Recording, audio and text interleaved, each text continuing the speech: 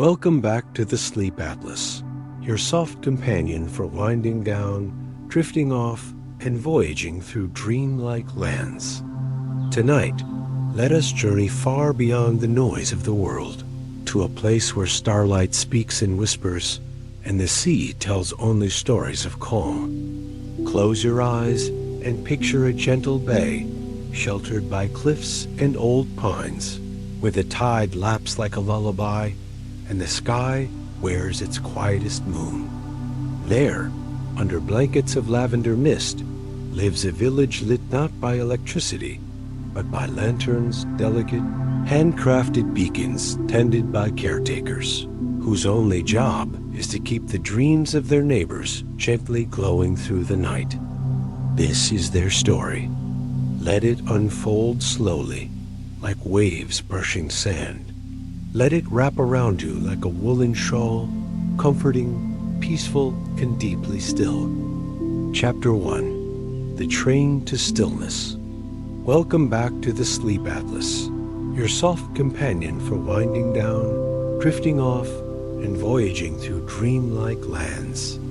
Tonight, let us journey far beyond the noise of the world, to a place where starlight speaks in whispers, and the sea tells only stories of calm. Close your eyes and picture a gentle bay, sheltered by cliffs and old pines, where the tide laps like a lullaby, and the sky wears its quietest moon. There, under blankets of lavender mist, lives a village lit not by electricity, but by lanterns, delicate, handcrafted beacons tended by caretakers, whose only job is to keep the dreams of their neighbors gently glowing through the night.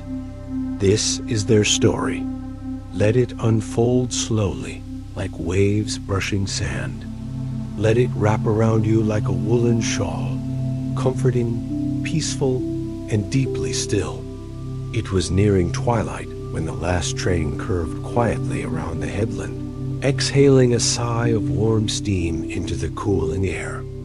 The old brass locomotive, polished by time and routine, rolled into the sleepy coastal station of Windmere Hollow, the final stop before the lantern-lit village of Moonwhisper Bay.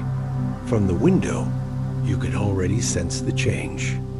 The landscape beyond the glass blurred into soft greens and grays, where wild grass bowed in unison with the wind and cliffside flowers blinked sleepily against the salt air. There were no advertisements here, no buzz of distant traffic, only the hush of gulls gliding above the sea, and the gentle creak of wooden docks waiting patiently for boats that would never rush. The train stopped with a subtle lurch, and a single traveler stepped out. Her boots crunched softly on gravel as she adjusted the strap of her satchel. Her name was Adeline, though in this place, names had a way of fading into murmurs. She was not here to be anyone. She had come only to rest, to be held by the slowness of the place, to float in its quiet rhythm, to remember how silence could sing. The station attendant, an older man with eyes like moss and a voice like polished stone, simply nodded. "Lantern keepers will meet you down the path," he said, not unkindly. "Follow the jasmine." And just like that, the train rolled away, leaving behind nothing but the scent of steam and the memory of motion. Adeline walked slowly. The stone path wound through low hills, where wild jasmine grew in thick, fragrant blankets. Their blossoms glowed faintly, pale ivory catching the last of the golden light, swaying like they were breathing. She passed under wooden arches, strung with wind chimes that sang in the hush of dusk. Their tones were irregular and ancient, not quite music, but something softer. The deeper she walked, the more time seemed to bend and stretch. There were no clocks here, only the rhythmic pulse of the sea beyond the cliffs and the invisible orbit of the moon. She reached a carved wooden gate, its panels painted with constellations and silver birds. Beyond it lay Moonwhisper Bay. The village unfolded like a painting in twilight. Cobbled lanes meandered gently between cottages with steep, mossy roofs, each window aglow with soft lantern light. Wooden porches creaked under sleepy rocking chairs.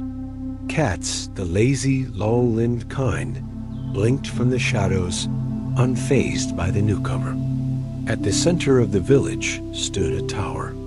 Not tall, not proud, but round and warm, like a lighthouse that had once dreamed of being a bakery. Its windows pulsed with amber light, and from its top, a lantern larger than any other turned slowly on a silent spindle. From its light, a quiet hush radiated, as if it held back the noise of the world beyond the waves. Adeline paused, breathing in the smell of salt, lavender, and driftwood smoke. The village made no sound of welcome, no crowds, no fanfare. And yet, it felt like being wrapped in a wool blanket you didn't know you needed. Then, from the edge of a nearby path, came the faint glow of another lantern. A man approached, his cloak speckled with threads of silver, like dew on pine bark. He carried a small satchel and wore no shoes. "You've arrived," he said, his voice just louder than the crickets. "You'll be staying in the willow cottage, this way." Adeline nodded, her breath already slowing, her shoulders forgetting what it meant to carry weight. And so began her quiet life among the lantern keepers of Moonwhisper Bay. Chapter 2. The Language of Light. Willow Cottage was nestled just beyond a cluster of honey-colored trees, where the air smelled of lemon balm and the wooden fence curved like a smile. Its roof was a patchwork of moss and pale blue tiles, some of which glinted softly under the moonlight. A narrow stone path led to its door, where a carved brass handle, in the shape of a fern, awaited a gentle hand. Inside, the air was warm and dim, perfumed with dried lavender and the faint sweetness of beeswax. Lanterns hung from wooden beams, not swinging, not flickering, simply glowing, as if they had always been lit, as if they remembered each night before. The floor creaked softly beneath Adeline's feet, not in protest, but in welcome. Her bedroom was upstairs, beneath the sloping ceiling, where a small round window faced the sea. The bed was made with thick quilts stitched in spiral patterns, and a small tray sat nearby with a note in tidy cursive. "Welcome. Sleep as long as the stars do." She ran her fingers along the windowsill, where grains of salt had settled like sleepy snow. Then, without unbracing, she lay on the bed and closed her eyes. Outside, the lanterns of Moonwhisper Bay blinked one by one, in no particular order, like breathing.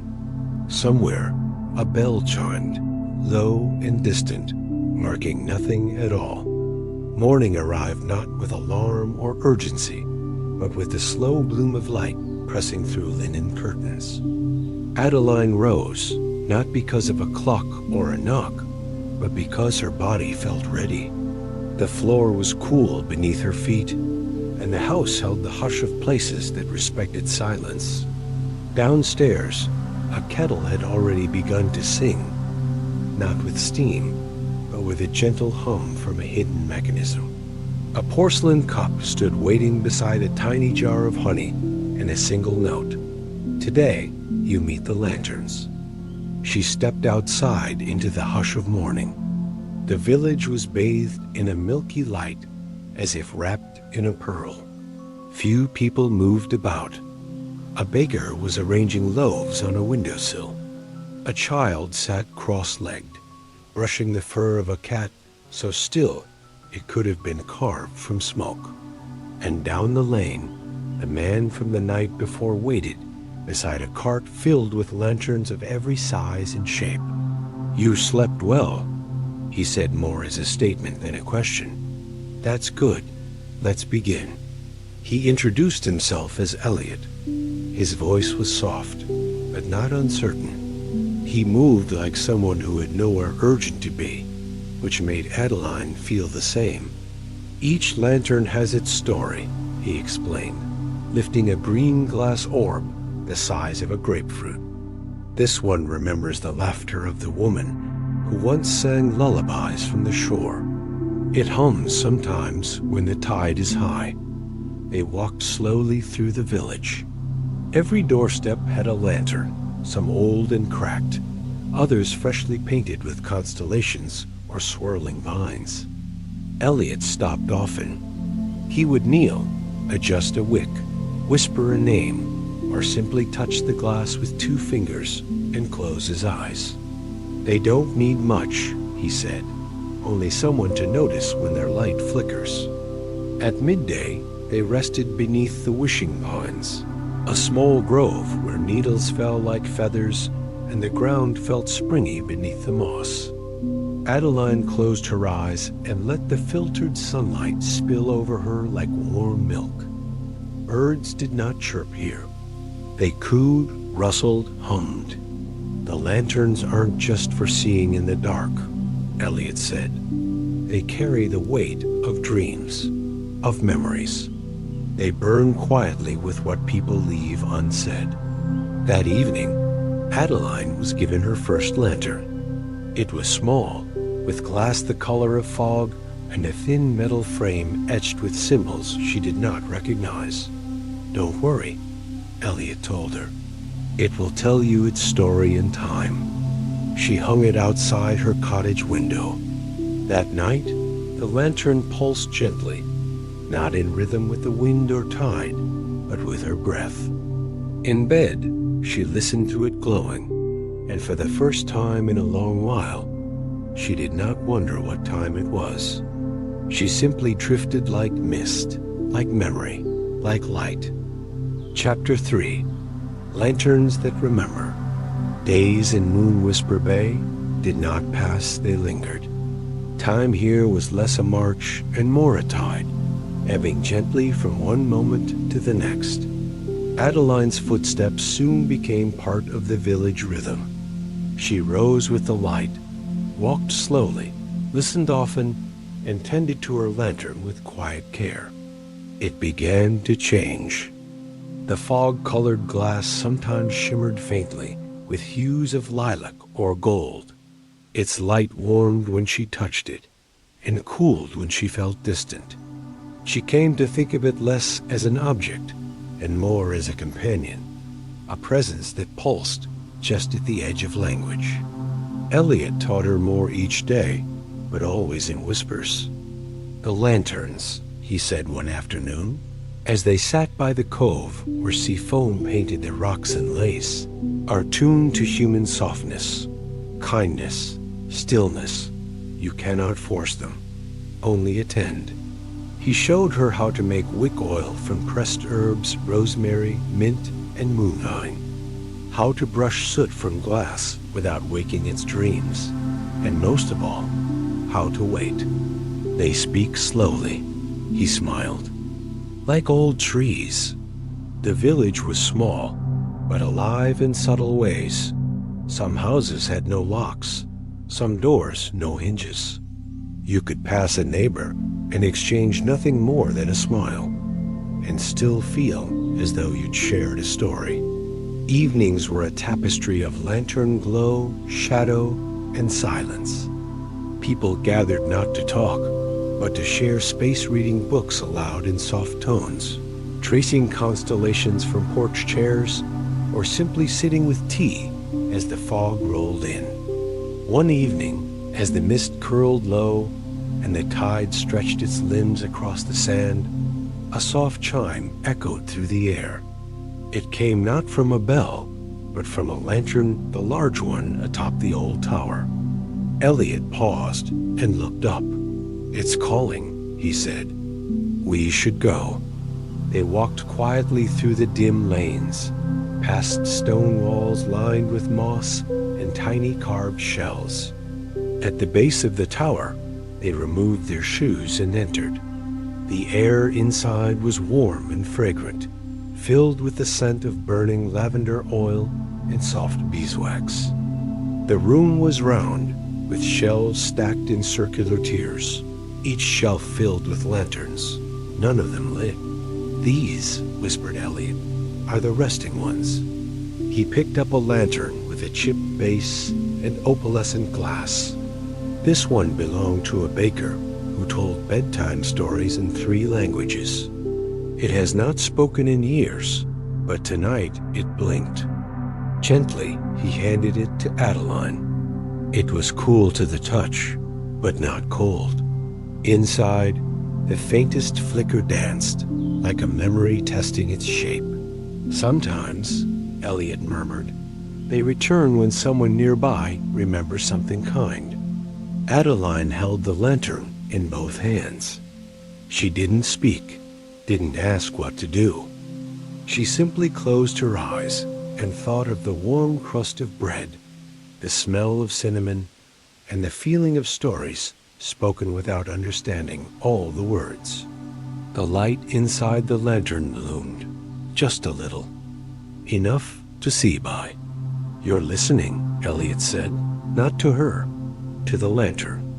That night, back at Willow Cottage, her own lantern glowed more brightly than ever. Its colors were deeper now, richer. They moved like clouds across a dawn sky settle, shifting, endlessly soft. Before bed, she placed it beside the open window, where its glow mingled with the sound of the sea and the scent of wood smoke. She lay beneath her quilt, one hand resting over her heart, the other by her side, and let herself drift into the kind of sleep that only comes when all things are still and glowing and kind. Chapter 4. The Map of Quiet Threads. Autumn tiptoed into Moonwhisper Bay like a friend returning from far away, bringing with it the scent of cedar smoke, ripe pears, and leaves the color of embers. The lanterns began to change with the season. Their lights shifted from silver and pale blue to warmer tones, soft golds, flickering ambers, gentle oranges that echoed the hush of falling leaves. Adeline found herself walking more slowly, stopping more often. She touched tree trunks just to feel their texture. She sat on stone benches without needing a reason. She began to hear things not in sound, but in sense. When a lantern dimmed near the baker's porch, she simply knew it wanted rosemary oil. When another hummed faintly by the library steps, she left a polished pebble in its base, and its glow steadied. Elliot had long since stopped giving instructions. "You've joined the rhythm," he said one morning, handing her a pouch of rosewood chips. "The village speaks to those who stop asking." There was no ceremony, but one afternoon, a child with ink-stained fingers tugged gently on Adeline's sleeve and asked, "Are you one of the keepers now?" And she nodded without needing to think. Lantern tending was never about tasks. It was about presence, about noticing the small shifts. A lantern whose glow leaned more to one side, a glass panel that no longer held heat, a hum that grew too still. One morning, after a night of soft rain, Adeline awoke before the sun. She wrapped herself in her thickest shawl and stepped outside. The village was veiled in fog, and the lantern still burned, casting halos through the mist. She walked barefoot, letting the damp earth press softly against her soles. As she passed the old stone fountain, she heard it just beneath the sound of dripping water, a lullaby. Wordless, weightless, ancient. It came from a lantern hung high in the branches of a sycamore tree. She had never noticed it before. The tree itself seemed to bow slightly, as if remembering the song. Adeline stood beneath it, eyes closed, and listened until her breath matched the rhythm. Then she reached up, touched the lantern's base, and whispered, "Thank you." That day, as the sun rose and burned off the fog, the village seemed lighter. Even the stones in the path shone brighter. That evening, Elliot brought her a gift, a scroll bound in ribbon, handwritten and delicate. It was a map, not of the village, but of the lanterns. Every glow, he said, is a thread in the weave of this place. Some threads fade, some fray, but they never vanish. The map was covered in curling lines, stars, names she didn't know, and symbols that pulsed with meaning. It was not meant for navigation. It was meant for remembering. That night, Adeline placed the scroll beside her lantern, lit a new wick made from woven thyme and calendula, and watched the flame catch like breath. She lay down without thinking, without planning, and let her dreams be guided by the map, the hum and the knowledge that light, once kindled by love, never truly dims. Chapter 5. The Listening Lantern. The days shortened, but never rushed. In Moonwhisper Bay, darkness was not something to fear, but something to honor. The lanterns burned longer now, their glows deeper, their wicks slower.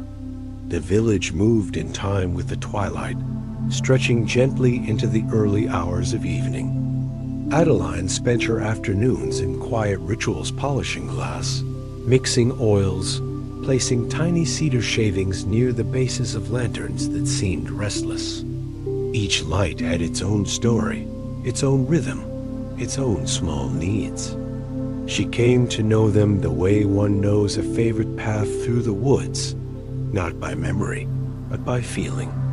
The older villagers began to nod to her more often, not out of politeness, but recognition. One evening, a woman with hair like silver threads handed Adeline a basket of dried pears and murmured, "Thank you for the peace."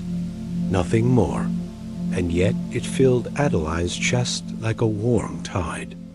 One lantern, however, remained quiet. It sat by the shore, nestled into the dunes beside a bench overlooking the water. Its glass was clear, its frame made of driftwood worn smooth by years of waves. And though it never flickered or changed color, it always remained lit. Day and night, wind or rain, its flame held steady. Elliot called it the listening lantern. "It hears the sea," he explained once. And perhaps more, Adeline began visiting it each morning, sitting on the bench beside it, saying nothing at all.